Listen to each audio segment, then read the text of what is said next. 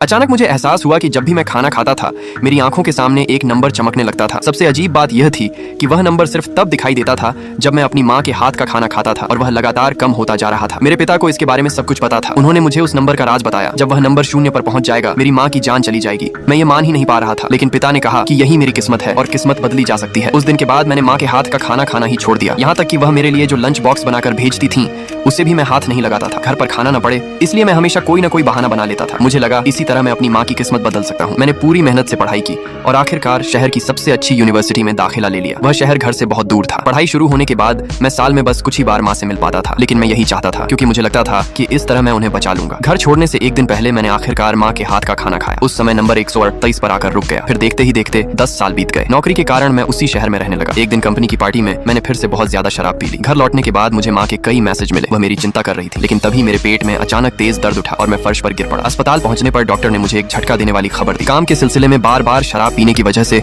मुझे पेट की गंभीर बीमारी हो गई थी और मेरे पास ज्यादा समय नहीं बचा था। शुरू में मैं यह सच स्वीकार नहीं कर पा रहा था, लेकिन फिर अचानक मेरे मन में आया, अगर मैं इस दुनिया से चला गया तो कम से कम मुझे माँ की चिंता नहीं करनी पड़ेगी। मैंने नौकरी छोड़ दी और आखिरकार अपने उस घर लौट आया जिसकी मुझे इतने सालों से याद आती थी। मैंने फिर से माँ के हाथ का खाना खाया जिसे मैं इतने लंबे समय से